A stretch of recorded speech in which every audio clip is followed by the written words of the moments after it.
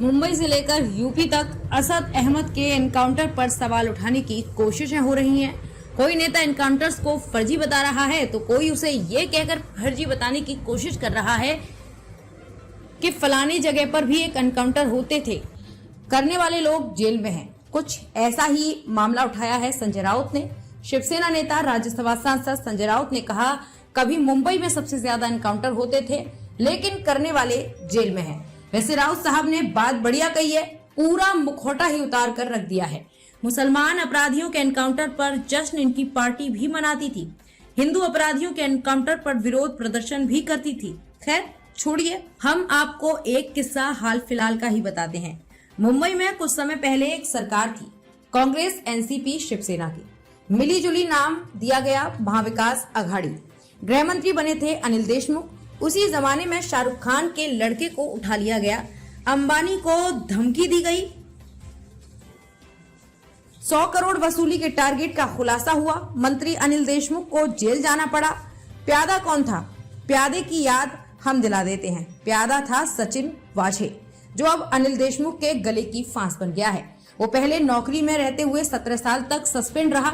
आरोप था judicial custody में मर्डर का।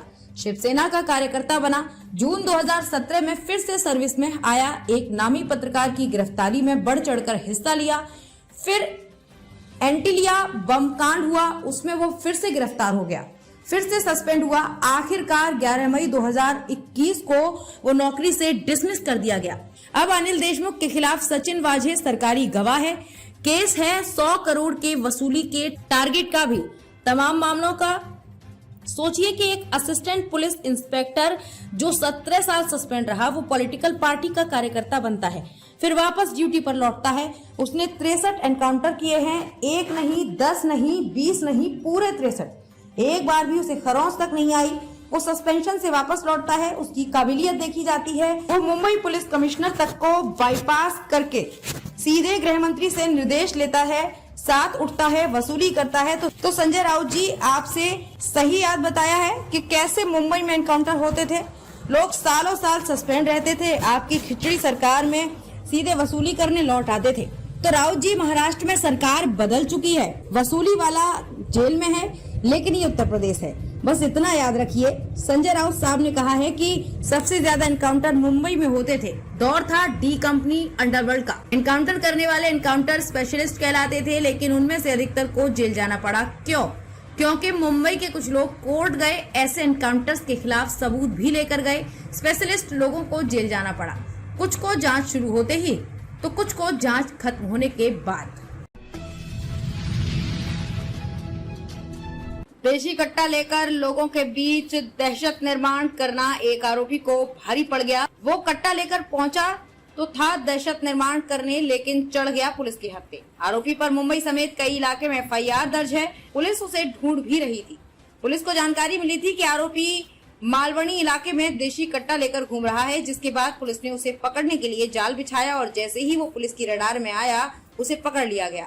उसकी तलाशी लेने पर उसके पास से पुलिस ने देसी कट्टा बरामद किया था, जिसके बाद उसे गिरफ्तार कर लिया गया है। मालवानी पुलिस ने आरोपी संदेश कृष्णा पाटिल उम्र 32 वर्ष के पास से एक देशी कट्टा बरामद किया है। आरोपी के ऊपर कांदीवली और मालवनी पुलिस स्टेशन में मारामारी और छेड़छाड़ के कई मामले दर्ज हैं। आरोपी संदेश कृष्णा पाटिल मालवनी मालाट का रहने वाला है। मालवनी पुलिस को जांच में पता चला कि आरोपी को देसी कट्टा उसके फरार दोस्त अक्षय पाठक ने दिया था, जिसकी तलाश मालवनी पुलिस कर रही है। 13 अप्रैल 2023 को रात को हम पुलिस स्टेशन हद में माननीय सीनियर साहब, आढाव साहब और नाइट PI शेख साहब, इनके आदेशानुसार पेट्रोलिंग कर रहे थे। तो हमारे पथक को 3 बजे ये जानकारी मिली कि चिकोवाड़ी जो रिक्शा पार्किंग है, उस रिक्शा पार्किंग में एक आदमी अपने पैंट के पीछे लोगों को दिखे ऐसे दहशत मारने के हिसाब से कट्टा लेके घूम रहा है। तो हम, मेरा पूरा निगरानी पथक, मैं, अनिल पाटिल हवलदार, नवनाथ शिंदे, विलास आवाड, सचिन वड़तकर और अरुण राठौड़, ऐसे 5-6 जन लोग उधर गए। जैसे हम उधर गए तो उधर हमें वो दिख गया तो हमने उसको घेरने की कोशिश की। जैसे घेरने की कोशिश की, अंधेरे का फायदा लेके उसने हमको धक्का देके वहां से भागा। वहां से चिकोवाड़ी से भागते भागते वो हमें वापस फिर चैपल ग्राउंड के सामने मिल गया। चैपल ग्राउंड के सामने हमने जैसे उसको फिर पकड़ा, पकड़ने के बाद उसको 2 पंच बुला के उसकी झड़ती ली, तो झड़ती में एक गावठी कट्टा उसके पास से बरामद हुआ। आरोपी का बैकग्राउंड क्या क्या, इससे ऊपर भी पहले भी कोई इस तरह के मामले दर्ज हैं? आरोपी बाउंसर है और आरोपी का बैकग्राउंड ये है कि आरोपी के इसके 307 है कांदुली पुलिस स्टेशन का, 324 है चारकोप पुलिस स्टेशन का, मालवनी पुलिस स्टेशन के 2 326 है, एक 354 है और एक 324 है। आप किस मामले को लेकर वो किस तरह लोगों का दहशत करने के लिए कट्टा लगा के घूम रहा था? क्या उद्देश्य सर कुछ करने का? उसका उद्देश्य यही है कि लोगों में डर पैदा हुए और इसके ऐसा मतलब उसका ये मैंने उसको पूछा कि किसने दिया, तो उसका एक साथीदार है अक्षय पाठक, उसने ये वेपन उसको दिया है, तो दहशत करके वो आगे। सर जिंदा कारतूस कितने मिले? जिंदा कारतूस इसमें नहीं मिले, जो अक्षय पाठक है उसके पास मिलने की संभावना है। कट्टा आणि एक आरोपी गिरफ्तार केला आहे, काय आहे प्रकरण? 13 एप्रिल 2023 रोजी मी आणि माझे अँटी गुंडा पथक असे पोलीस ठाणे हद्दीत माननीय senior P I Balrao sir आणि माननीय night P I Irfan Shaikh साहेब यांच्या आदेशाने गस्त करत होतो, तेव्हा 3 वाजेच्या सुमारास मला माहिती मिळाली की चिकुवाडी रिक्षा पार्किंग येथे एक इसम स्वतःच्या पॅन्टच्या पाठीमागे लोकांना दिसेल असा पिस्टल किंवा गावठी कट्टा लावून फिरत आहे।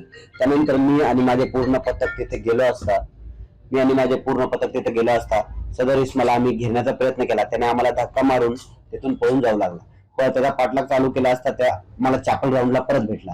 2 पंचांना बोलून त्याची झडती घेतली, तेव्हा त्याच्याकडे एक गावठी कट्टा मिळून आला।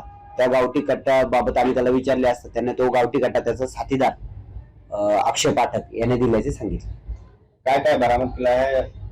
त्याच्याकडनं सध्या आम्हाला गावठी कट्टा मिळाला आहे, तो जप्त केला आहे।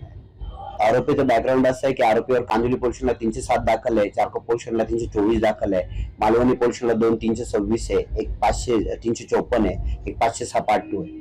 कारतूसचं काय आहे? कारतूस त्याचा जो साथीदार मित्र आहे अक्षय पाठक त्याच्याकडे मिळण्याची संभावना आहे।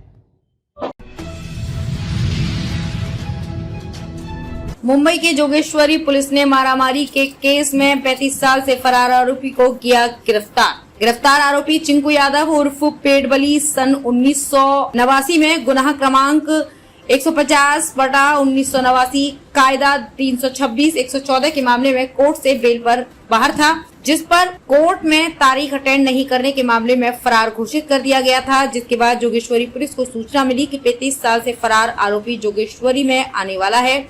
पुलिस ने जाल बिछाकर आरोपी को गिरफ्तार कर लिया। गिरफ्तार आरोपी चिंकू यादव उर्फ पेटबली बलरामपुर उत्तर प्रदेश का रहने वाला है। श्री पुलिस स्टेशन में 1989 में ऑफेंस दाखिल थे, सीआर नंबर 150/1989, कलम होते हैं 326 और 114 IPC।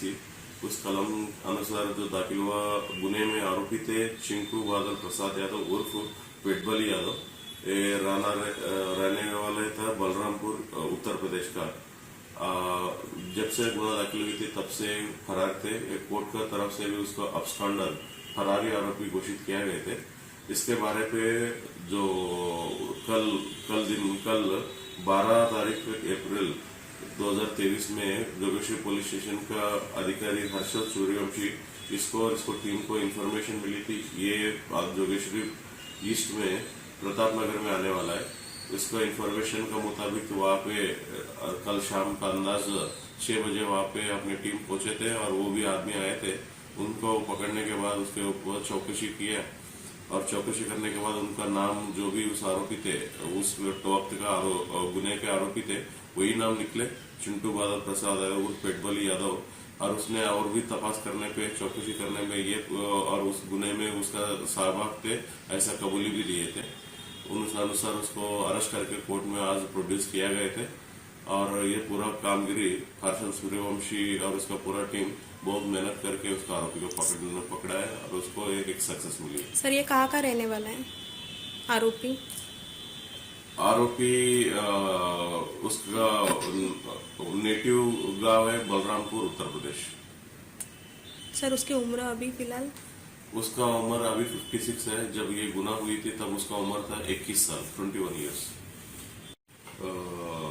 जोगेश्वरी पोलीस स्टेशनचा रेकॉर्डमध्ये क्राईम नंबर 150/1989 आणि कलम 326 आणि 114 या कलमानुसार गुन्हा दाखल होत्या त्याच्यामधला आरोपी होता चिंटू बादल प्रसाद यादव उर्फ पेटबल यादव हा आरोपी होता आणि तेव्हापासून पोलिसांना त्यांना पकडण्यामध्ये यश नाही झालं होतं.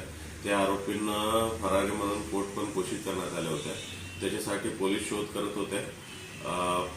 काल 12 एप्रिल 2023 या दिवशी तो माणसं प्रतापनगर मिश्रा कंपाऊंड जोगेश्वरीपुरी या ठिकाणी येते म्हणून एक खास बातमीदारांमार्फत माहिती प्राप्त झाल्या होत्या. माहिती प्राप्त झाल्यास जवळ अंदाजे 6 वाजता सायंकाळी त्यांना त्या ठिकाणावरून त्यांना पकडण्यात आलेलं आहे.